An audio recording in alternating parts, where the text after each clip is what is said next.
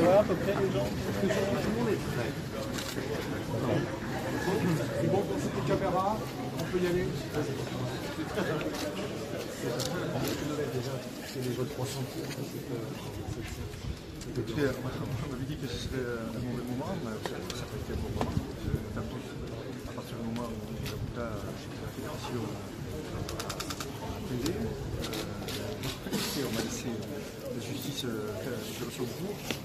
Les dossiers déposés apporteront effectivement un certain nombre d'éléments, puisque le temps est quand même réduit. Et à partir de là, on verra bien.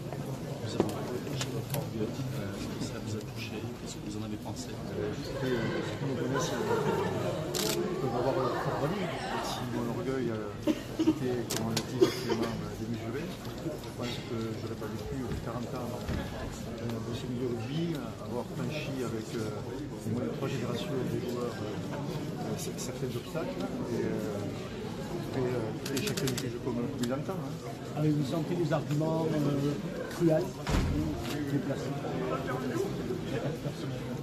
Écoutez, quand on parle de l'audit, une seule question demandant si l'audit est déposé, il n'y en a pas. Donc quand quelqu'un effectivement parle d'un audit qui n'est pas déposé, ce qui veut dire qu'il y a quand même beaucoup de mensonges, je ne sais pas s'il faut tendre l'oreille.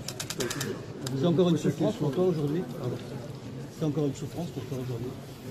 C'est une souffrance, ça fait 14 mois, ça fait 14 mois, ça fait 2 mois que je vis ça. Je le dis tout à fait humblement, avec beaucoup de respect vis-à-vis de tous. Mais ça fait 14 mois que je suis à la maison avec des bâches sur la tête, en train d'attendre. Et vous voyez, là on va attendre en avril, et puis après on a sûrement d'autres échéances. Donc oui, c'est une souffrance sportive, professionnelle. Je crois que ici, ça fait quand même quelques années que je suis dans ce milieu. J'ai essayé d'apporter ce que non, je n'ai pas dit. Je vous laisse le soin. Je suis désolé par rapport au résultat, effectivement, quand on me reproche mon management récent. Écoutez, il paraît qu'aujourd'hui, il y a une très bonne ambiance à l'équipe de France.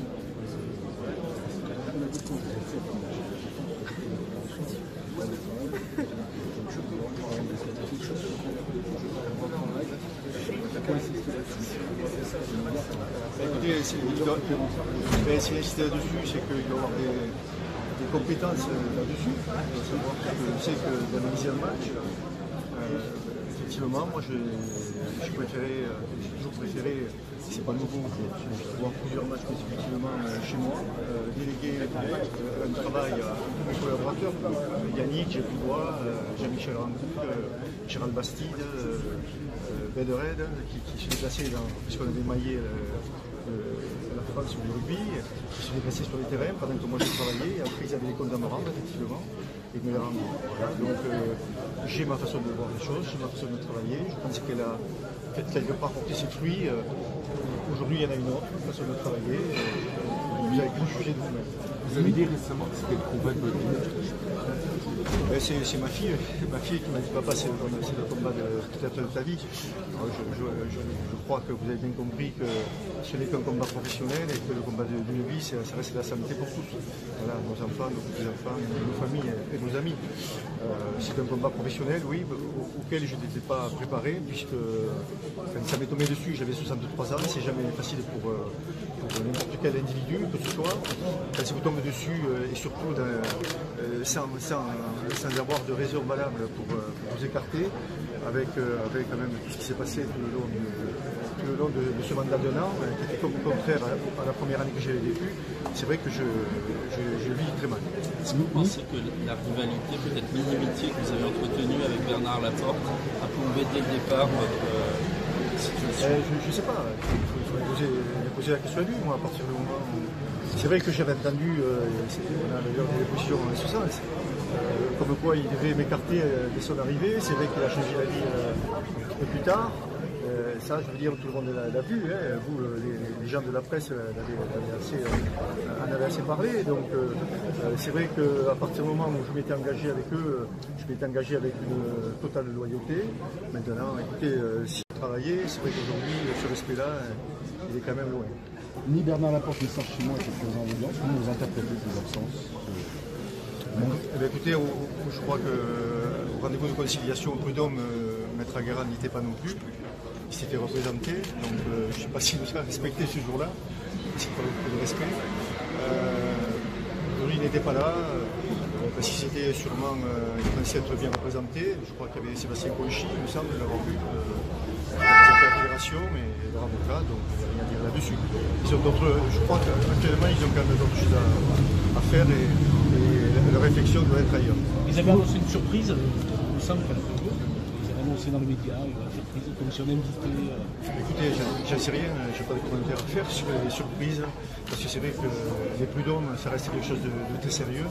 Donc annoncer une surprise le jour des prud'hommes, je ne sais pas si c'est encore une fois c'est respecter les juges des prud'hommes. Ce que tu veux, c'est que la justice dise que ce licenciement a été injustifié. C'est ça que tu veux. Pardon? Ce que tu veux, c'est que la justice dise que le licenciement a été injustifié. Qu'il n'y a pas de faute de ta part, c'est ça que tu veux. Ben, je ne sais pas si la faute grave a été... on a beaucoup parlé de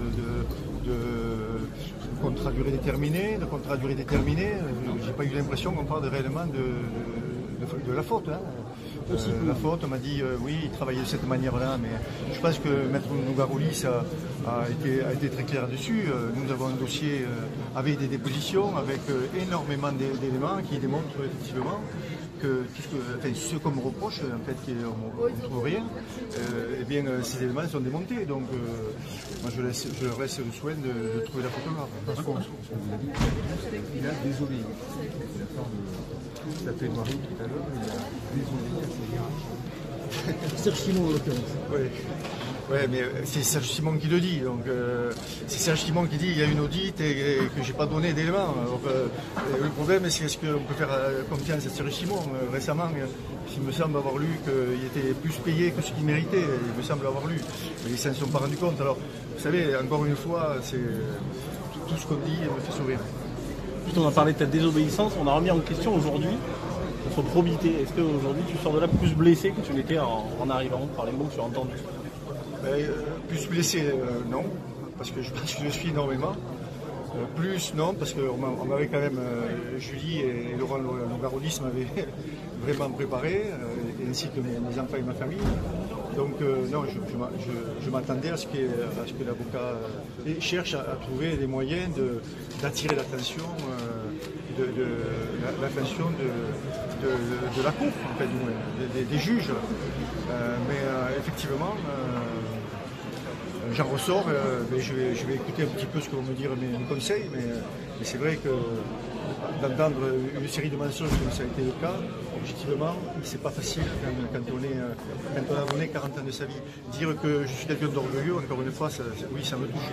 Dire que je suis quelqu'un qui me prend pour quelqu'un d'autre, écoutez, j'ai quand même effectivement passé beaucoup de temps sur les terrains, en tant que joueur, en tant qu'entraîneur, en tant que manager. Effectivement, j'ai eu la chance, avec beaucoup de collaborateurs de qualité, de gagner beaucoup de titres, et de championnats, et de Coupe d'Europe, et de Béguerre, et de Dumanoir, et de Coupe de France, parce qu'il avait oublié, et même avec mon collège de Pibrac, parce qu'il y avait aussi plusieurs titres avec les enfants, et avec les juniors du Stade Toulousain, donc je ne me prends pas pour ce que je ne suis pas, mais qu'on ne me fasse pas passer pour ce que je suis pas non plus. Merci. L'avocat aussi a insisté sur les papiers difficiles encore fictifs, mais c'est carrément l'avocat a parlé de la période avant que vous soyez sélectionneur. L'avocat a parlé de la période avant que vous soyez sélectionneur, donc c'est le président. A laissé entendre que... Mais écoutez, ça aussi, je crois que j'ai lu qu'effectivement Bernard Laporte avait fait un contrat avec Jacques Brunel qui allait au-delà de la Coupe du Monde pour préparer justement la suite des prochains sélectionneurs. C'est quelque chose d'incontournable. On est obligé de travailler en amont. Comment voulez-vous constituer un staff? Comment voulez-vous préparer un certain nombre de joueurs? J'avais effectivement un rôle très important. Alors effectivement, c'était pas la peine de se déplacer pour parler malheureusement à Pierre Camus qui m'avait confié ce rôle. Et d'ailleurs, il m'a fait des dépositions en conséquence justement sur ce rôle-là durant ces 4 mois pour préparer effectivement l'arrivée des joueurs et l'arrivée de l'équipe de France. Et surtout la grande constitution de Monsart, même si beaucoup d'entre eux sont encore aujourd'hui au pied de l'équipe de France. Je m'avais bien compris sur le national, c'est quelle a été sa défense à l'avocat sur Simon. Il n'a jamais répondu. Jean Sérès qui dit, pour le moment, très honnêtement, je comprends effectivement. C'est une réalité. Oui, parce que j'ai fait des photos sur l'écran. J'ai un dossier, encore une fois, avec un huissier qui est venu plusieurs fois. Nous avons envoyé un huissier à la fédération, donc nous avons quand même des éléments. Je pense que si vous voulez avoir des éléments techniques, Laurent Ogarouli est là, il vous répondra mieux que moi. Merci à vous. Merci.